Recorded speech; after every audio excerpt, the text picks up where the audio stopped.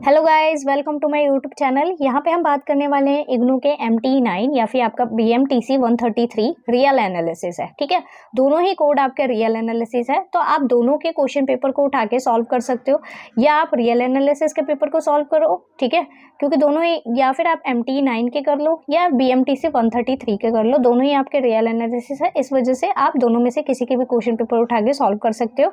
दोनों में ही आपको हेल्प मिल जाएगी बहुत ज़्यादा, क्योंकि दोनों के जो टॉपिक्स हैं वो बहुत ही ज़्यादा सेम टॉपिक्स हैं। ठीक है, क्योंकि आपको देख ही रहा है कि रियल एनालिसिस है इसके अंदर भी, तो प्रीवियस ईयर क्वेश्चन करने वाले हैं हम यहाँ पे आज। ठीक है, तो जैसा कि आपको स्क्रीन के ऊपर दिखाई दे रहा होगा, यहाँ पे मैंने एक क्वेश्चन लिखा हुआ है जो कि आपका जून 2022 के अंदर आया हुआ क्वेश्चन है। ठीक है, अब इस क्वेश्चन के ऊपर बात कर लेते हैं कि आखिरकार ये क्वेश्चन जो है वो किस टाइप का आता है और कैसा क्वेश्चन है। ठीक है, तो इसमें क्वेश्चन दे रखा है, चेक वेदर और not the sequence AN defined by. ठीक है, आपको चेक करना है कि ये जो सीक्वेंस है वो कैसी है आपके पास, जो कि कुछ इस प्रकार से दी हुई है कि A1 की वैल्यू आपको 4/3 दी जाती है और AN+1 की वैल्यू 2-1 में A1 दे रखी है।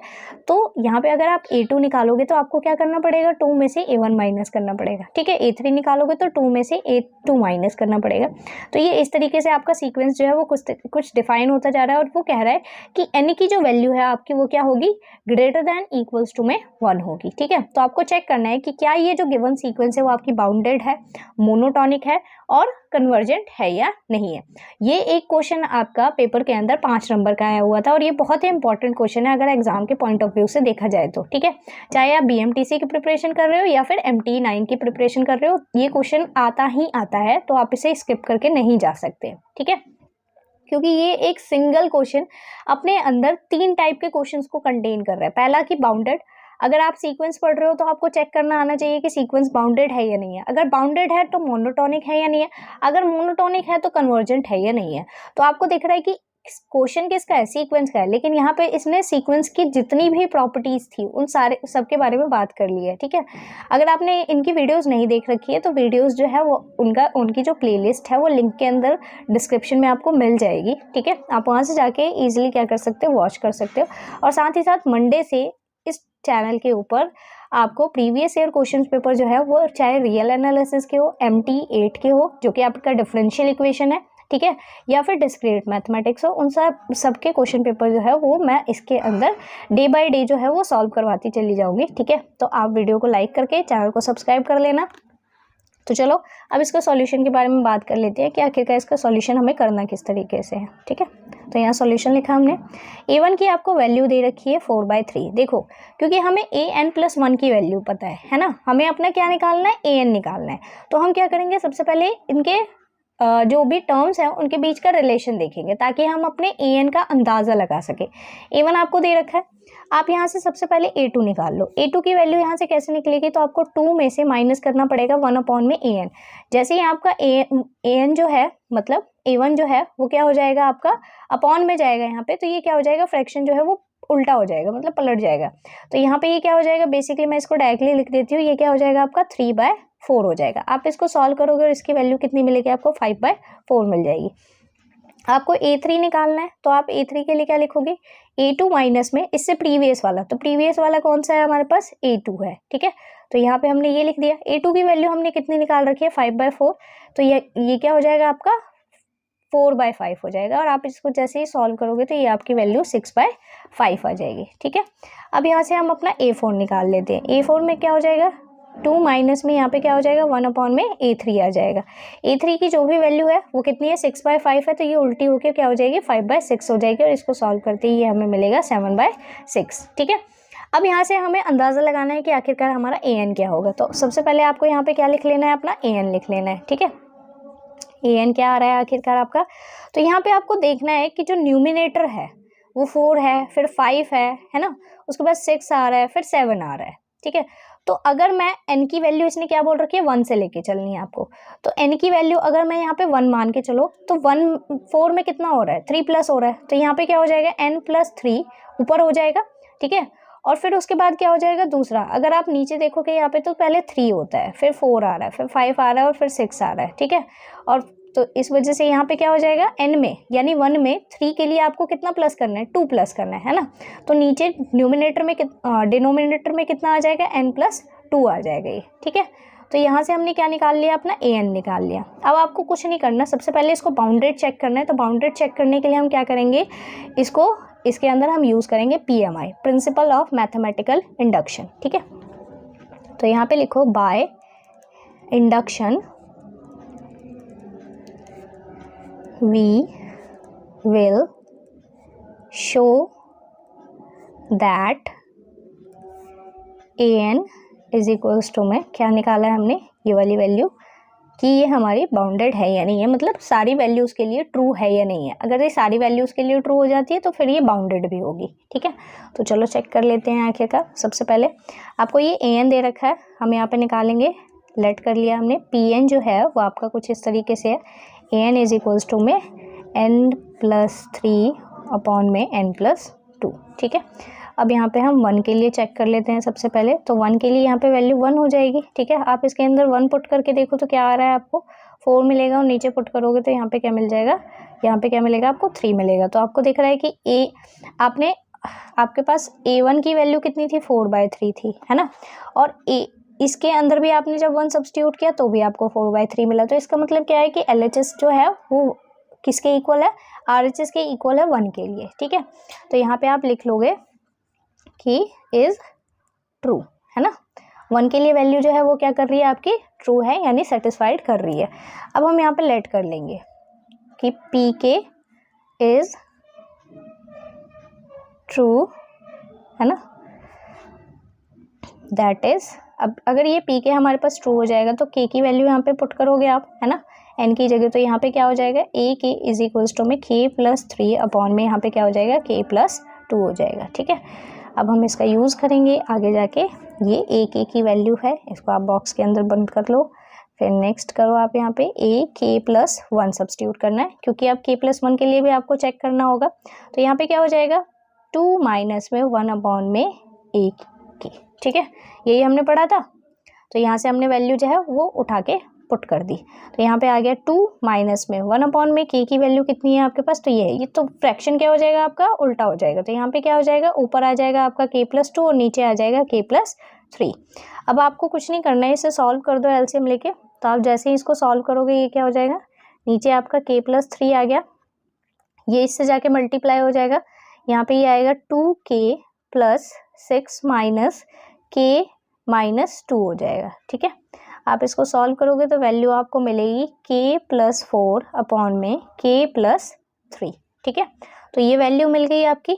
और आप इसको क्या लिख सकते हो, आप इसको डायरेक्टली लिख सकते हो K+1, ठीक है, +3, ठीक है, अपॉन में नीचे वाले को क्या लिख सकते हो आप, K+1 प्लस में 2।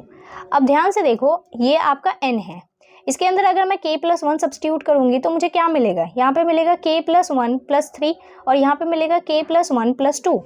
और वही हमने क्या कर दिया है, प्रूफ कर दिया है। यहाँ पे आपको दिख रहा होगा।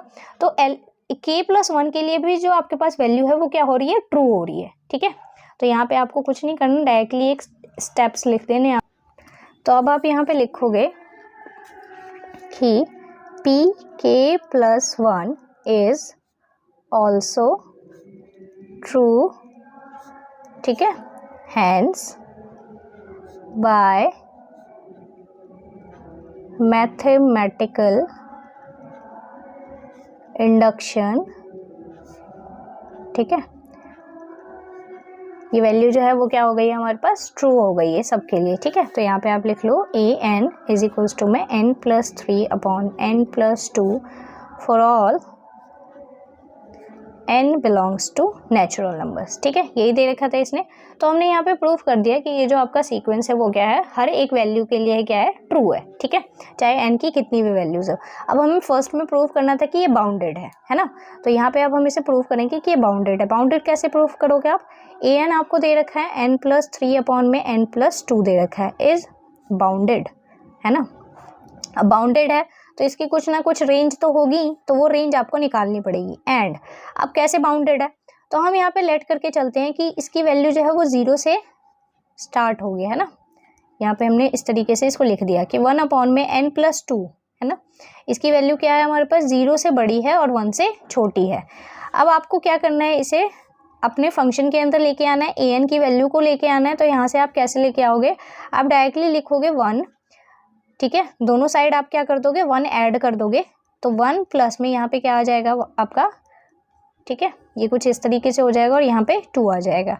अब यहाँ पे ये 1 हो गया और 1 प्लस में आप इसको सॉल्व करोगे तो बेसिकली आपको वैल्यू क्या मिलेगी, n+3 ऊपर मिलेगा और नीचे n+2 मिलेगा, और ये किसकी वैल्यू है, an की वैल्यू है। ठीक है, तो हम इसको डायरेक्टली इस पूरे की जगह क्या लिख सकते हैं कि an आ गया। ठीक है, अब यहाँ पे आपको दिख रही है an की लोअर लिमिट भी प्रेजेंट है और अपर लिमिट भी प्रेजेंट है, तो इस वजह से ये क्या हो जाएगा, आपका बाउंडेड हो जाएगा। ठीक है, यहाँ तक आपको क्लियर हो गया। अब नेक्स्ट स्टेप करना था हमें किस चीज़ के लिए, कि मोनोटोनिक है या नहीं है। तो उसके लिए आप क्या करोगे, इसको चेक करोगे, an+1 माइनस में an निकालोगे आप अपना। यहाँ पे an+1 की वैल्यू कैसे निकालोगे, an+1 रखा आपने प्लस में 3, जो भी आपके पास an की वैल्यू थी उसके अंदर आपको n की जगह n+1 डाल देना है। तो n+1 डाला हमने, प्लस में 3 लगाया यहाँ पे, अपॉन में नीचे सेम वही काम करना है, n+1 प्लस में 2 हो जाएगा, माइनस करना है आपको an में से। तो an की वैल्यू कितनी है हमारे पास, n+3 अपॉन में n+2। ठीक है, अब आप इसको सॉल्व कर लो और सॉल्व करके चेक करो कि आखिरकार इसकी वैल्यू जो है वो इंक्रीज़ हो रही है या फिर डिक्रीज़ हो रही है। तो यहाँ पे क्या हो जाएगा, आप जैसे ही इसको सॉल्व करोगे तो यहाँ ऊपर आ जाएगा n+4 और नीचे आ जाएगा n+3, माइनस में n+3 और n+2 हो जाएगा। अब आपको कुछ नहीं करना है, इसमें एलसीएम ले लेना है। जैसे यहाँ पे एलसीएम लोगे n+3 हो जाएगा और ये n+2 हो जाएगा, फिर ये इससे मल्टीप्लाई होगा, n+4 मल्टीप्लाई हो गया n+2 से, माइनस लगाया हमने n+3 और यहाँ पे ये भी n+3, तो इसकी स्क्वायर कर दिया। अब आप इसको मल्टीप्लाई करोगे तो ये वैल्यू क्या आएगी आपकी, ये वैल्यू आ जाएगी आपकी n² plus 2n plus 4n plus 8 minus n² minus 9 minus का 6n अपॉन में ये वैल्यू आ गई आपकी n+3 और n+2। ठीक है, ओपन कर दिए हमने ब्रैकेट्स। अब n² से n² कैंसिल आउट हो जाएगा, ये दोनों जो है 2 और 4 6n हो जाएंगे, 6n यहाँ पे भी है, ये दोनों कैंसिल आउट हो गए। 8 में से आप 9 माइनस करोगे तो माइनस का 1 अपॉन में क्या बच जाएगा आपका n+3 और n+2 बच जाएगा। और ये वैल्यू आपको दिख रही है कि वो क्या है, लेस देन 0 है। इसका मतलब क्या कर रही है, लेस देन 0 होने का मतलब क्या है कि ये वैल्यू जो है वो आपके डिक्रीज करेगी। ठीक है, अब आपको लिखना है यहाँ पे कि n+1 जो है वो क्या होगा आपका, लेस होगा किससे, an से, क्योंकि देखो जब हमने क्या किया है n+1 में से an को माइनस किया तो हमें वैल्यू क्या मिली है, लेस देन, यानी नेगेटिव वैल्यू मिली है। तो इसका मतलब क्या है, सिंपल सी बात है कि जो आपके पास आगे वाली टर्म है, बड़ी टर्म है, वो क्या है, छोटी वाली टर्म से क्या है, छोटी है, तभी तो माइनस का मिला है। अगर ये बड़ी होती तो ऑब्वियसली वैल्यू जो है वो हमें क्या मिलती, पॉजिटिव मिलती। तो आप यहाँ पे लिख लोगे फॉर ऑल, किसके लिए, n जो है आपके पास बिलोंग करेगा नेचुरल नंबर से, उनके लिए। ठीक है, सो अब आप इसे लिखोगे, सो n-1 से इन्फिनिटी तक इज मोनोटोनिकली डिक्रीजिंग, है ना, डिक्रीजिंग सीक्वेंस। ठीक है, तो यहाँ पे हमारे 2 पार्ट कंप्लीट हो गए। अब थर्ड वाले पार्ट की ओर बढ़ते हैं हम। अब थर्ड पार्ट में हमें इसे प्रूव करना था कि ये कन्वर्जेंट है या नहीं है। तो अब इसको हम प्रूव कर लेते हैं कि ये कन्वर्जेंट है या नहीं है। यहाँ पे हमने लिखा an, जिसकी वैल्यू जा रही है हमारी n-1 से इन्फिनिटी तक, है ना, इज क्या हो रही है, मोनोटोनिकली डिक्रीज कर रही है, डिक्रीजिंग। ठीक है, डिक्रीजिंग सीक्वेंस है ये हमारे पास, एंड ऑल्सो क्या है, ये बाउंडेड भी है ना।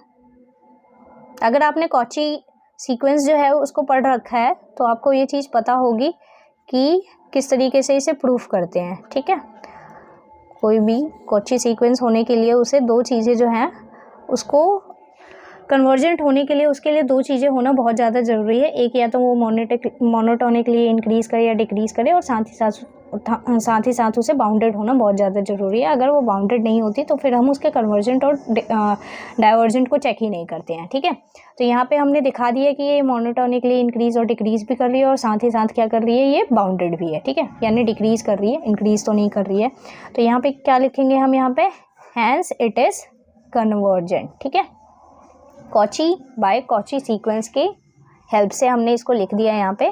ठीक है, ऑल्सो आपको चेक करना है कि आखिरकार ये कहाँ पे कन्वर्ज हो रही है। तो उसके लिए आप क्या करोगे, यहाँ पे डायरेक्टली डालोगे limit n tends to infinity, और यहाँ पे आप अपना an डाल के चेक कर लोगे कि आखिरकार ये कहाँ पे कन्वर्जेंट है, ठीक है, कहाँ पे कन्वर्ज कर रही है।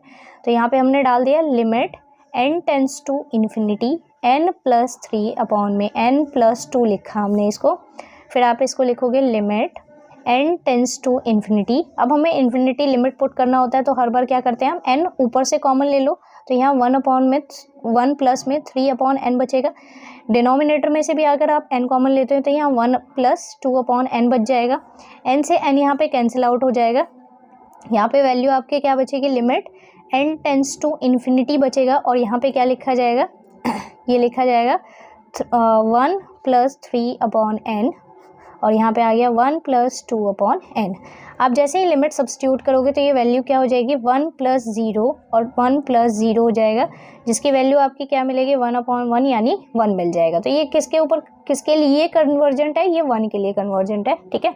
तो 1 हमें वैल्यू मिल रही है, और 1 क्या है, हमारे पास एक प्रॉपर नेचुरल नंबर है।